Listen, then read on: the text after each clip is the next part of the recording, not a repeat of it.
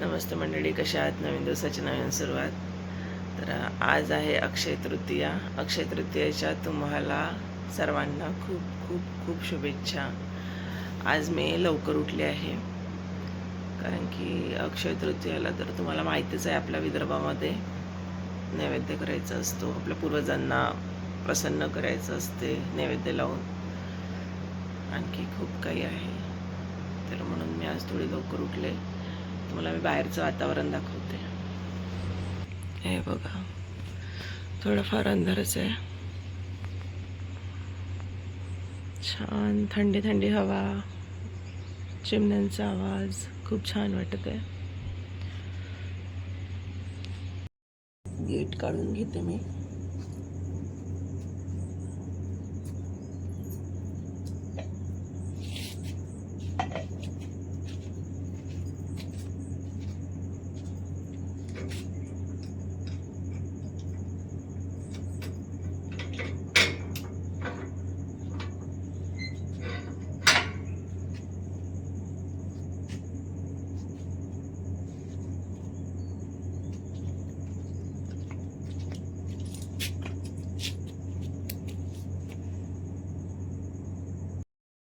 पाणी पिऊन घेईन थोडंसं गरम करून.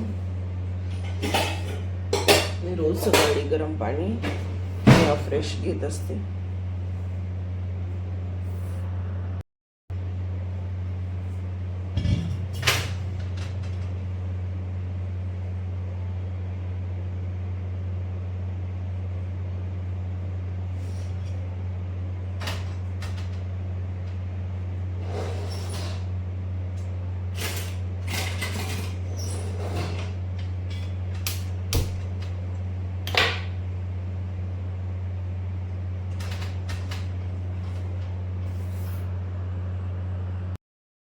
मी ना रोज सकाळी 3 ग्लास तर पाणी पितेच. थोडंसं हलकं, जास्त गरम नाही करत, हलकंसं गरम करते आणि पिते.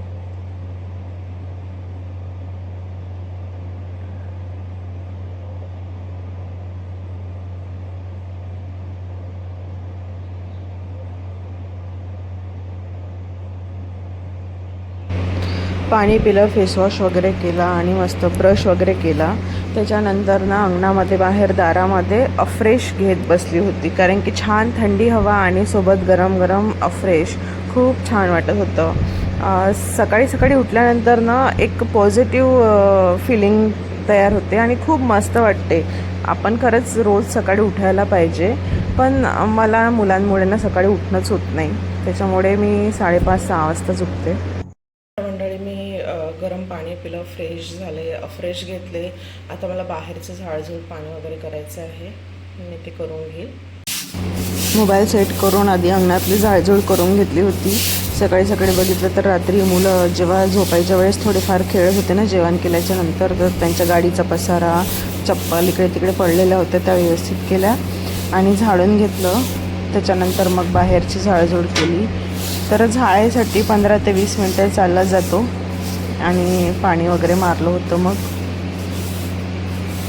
आपलं काम आपल्याला करायला खूप छान वाटते. सकाळी एक जण उठतच होते, येणं जाणं त्यांचं मग चालू होतं आणि हळूहळू दिवस पण उजाळत होता. तर छान वाटते ना असं सकाळी उठल्यानंतर दिवस उजाळताना बघायला.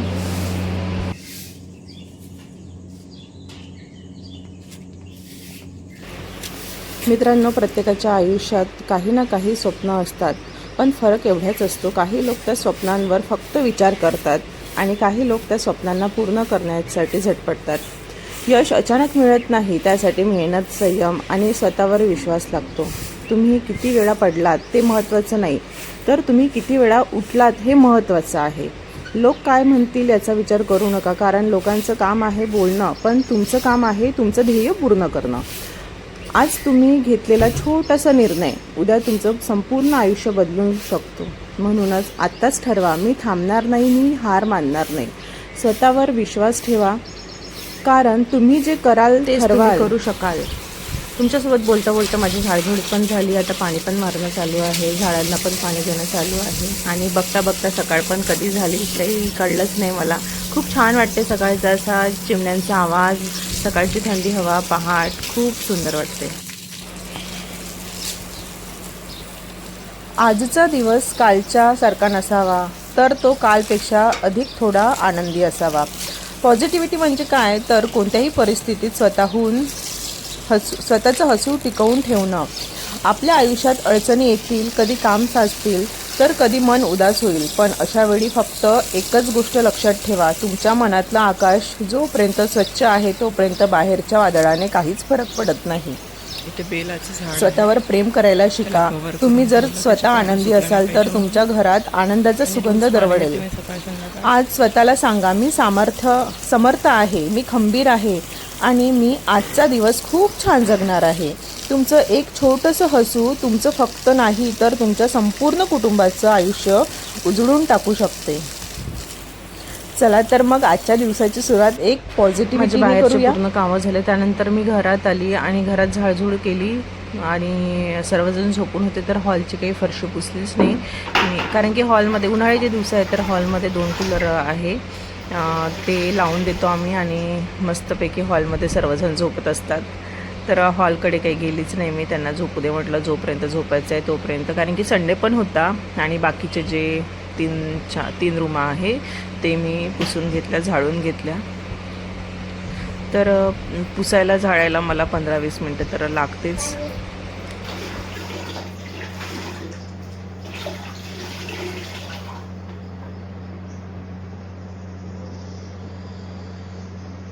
माझ्याकडे मॉप आणि बादली पण आहे, बकेट पण आहे फरशी पुसायसाठी, पण मला त्याच्याने पुसलं की पुसल्यासारखं वाटत नाही आणि असं बसूनच पुसायची सवय आहे, तर मग मी रोज फरशी बसूनच पुसत असते. ते आहे पण ते मी यूजमध्ये नाही आणत. तर याची आता सवय झाली आहे, कारण की कधी एखादी वेळ फरशी पुसताना केस पण येतात पोछामध्ये, तर ते मग केस पण आपण घेऊन पुसू शकते.